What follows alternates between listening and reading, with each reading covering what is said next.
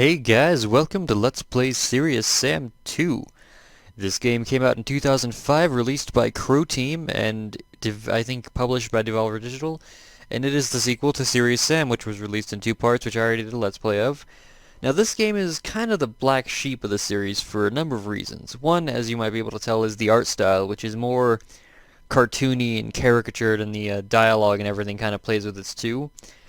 There are also a few gameplay changes that aren't present in any of the other games that I'll be covering as we go along. But also, this game still receives updates about 10 years later, which I think is kind of awesome. But we're going to go ahead and get started in just a second. I just want to double check. Let's turn that down to 50. I just want it to be low. Oh, 49 is good enough. Let's get started. Yep. And we're going to play on normal because of reasons. And how many times do I have to tell you? He is the one! If that is our last hope, I don't believe you'll ever get rid of Mental. Come on, look at him. Anyone say believe that this man can actually save the universe? Well, it is written that a stranger from a galaxy far, far away will come and rescue us from the upcoming evil. And evil had already come. Was it also written that he will wear red sneakers? What do you have against sneakers? You used to wear pink tights with yellow... and you with your ridiculous outfit. Guys, stop! Let's not forget why we are here. We must contact him now. Concentrate, boys.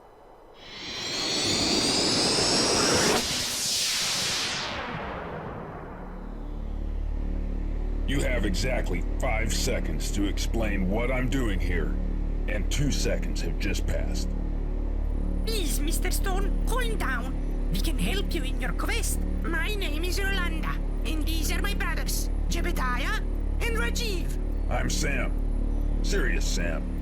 We are the Syrian Great Council, and we are here to show you the way how to stop Mental. Look. This is Medallion of Power, the only thing that can make Mental weak and vulnerable. It was forged by a blind blacksmith gremlin, and we, the wizards, chose burn it, following the instructions in our holy manual, Division 2. It was split into 5 pieces, and those pieces were given to 5 different races. Simbas from planet Majigba, Chiche from planet Shifang, Zixis from planet Magnor, Clears from planet Clear, and Elvians from planet Elenier. But that simply wasn't enough. Pretty soon Mental had all the parts in its possession. Thankfully, those pieces are indestructible, so Mental can only guard them. When all 5 pieces become joined again, Medallion will activate, releasing its power and making Mental vulnerable. Your task is to go to planet Madigba and retrieve the first part of the medallion. And if you bring this piece back, it could really mean you're the one. The one? The one our holy manual, Revision 2, keeps talking about. The one who will save the universe. Yeah, right. Well, you should go now. We'll get in touch with you when you finish. If you finish your mission. No one's gonna believe this. Oh well.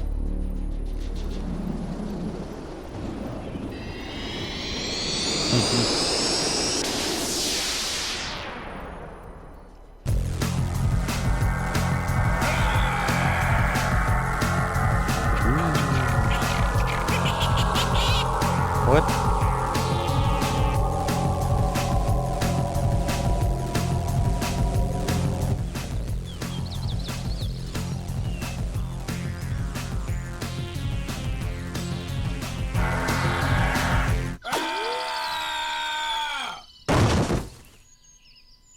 Crap.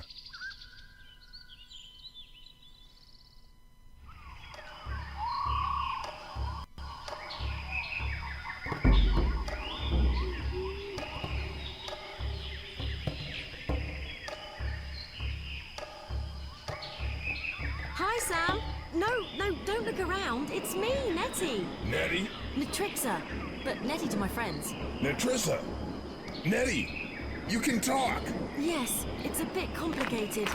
Let's just say that it has something to do with having a bigger game budget. What game budget? Just kidding.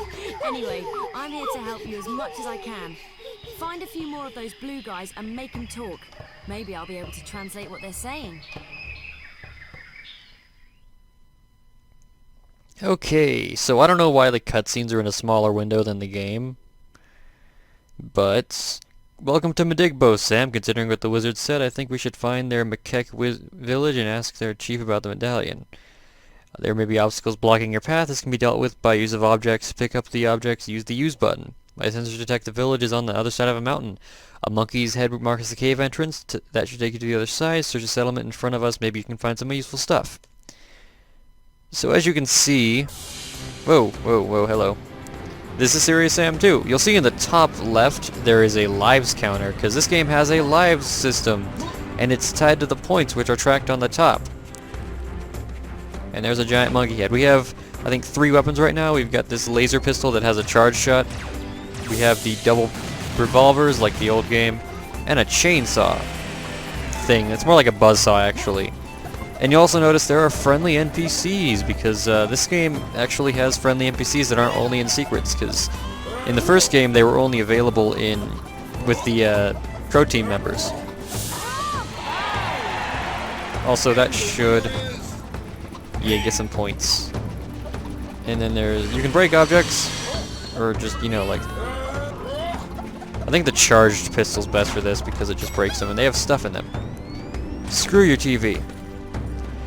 And the NPCs in this game are very much caricatures of things. I'm not going to go into too much more detail about that because it's rather visible.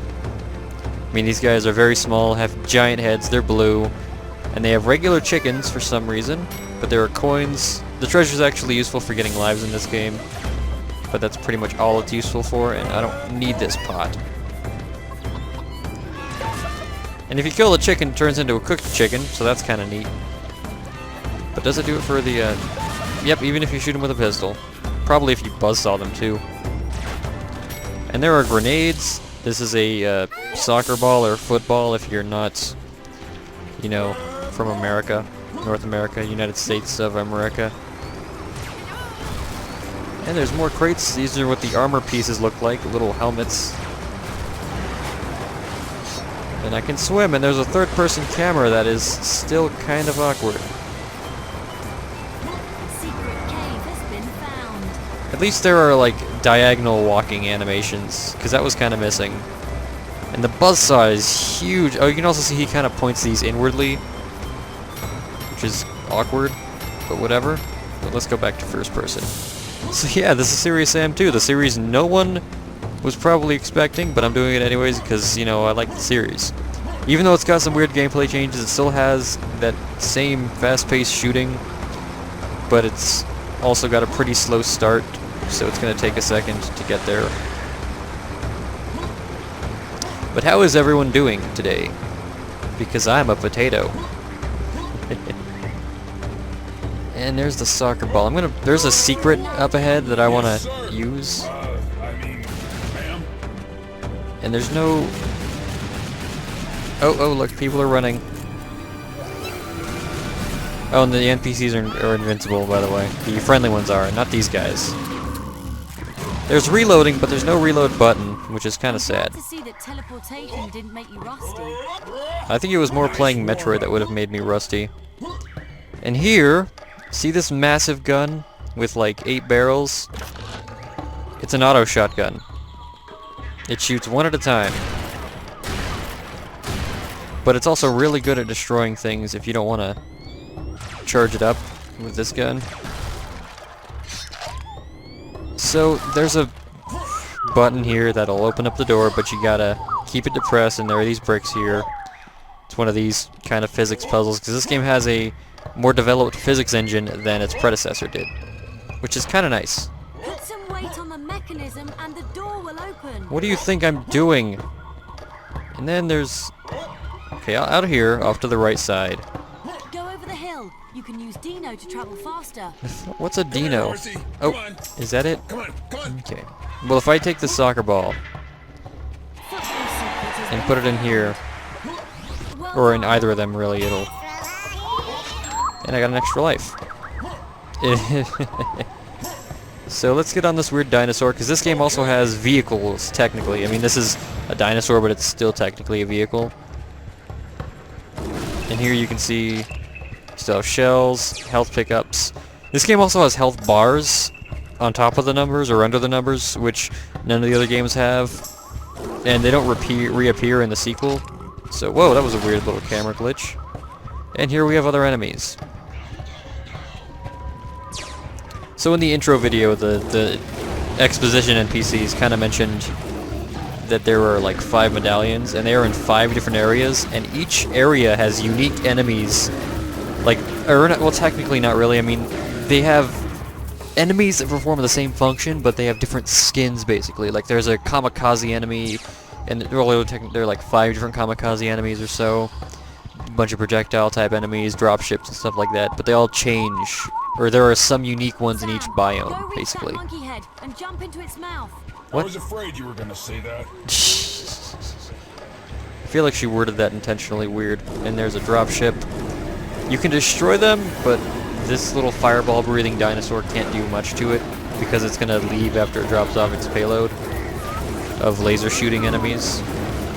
Yeah, so it's better off to just go for the guys. The blue ones have, I think, the strongest lasers. Green ones are weaker, and then the red ones are kind of middle. I also noticed that there's a change in momentum when you go from walking just left and walking backward and left. Like, he has to have a backward walking sprite instead of just whatever. And there is... Oh! Did I just do something? Oh, okay, now. Look at me. I'm a big dumb barbarian. I have a god called Trom. Beware my axe. Rude! So that guy, he's massive. He throws his axe. And he's got a bit more health than the other enemies. But he still dies pretty easily. What kind of pansy weapon is that? You should know. So let's go through this weird cave. I think that's the end of the level, actually. I'm not sure, though.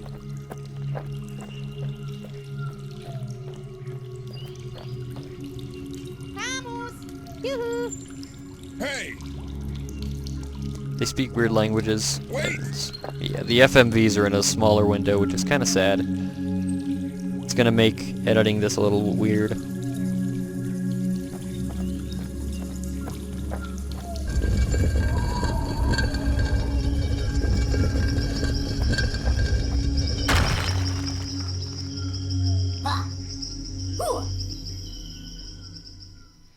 But that was level 1. Took me 6 minutes to beat.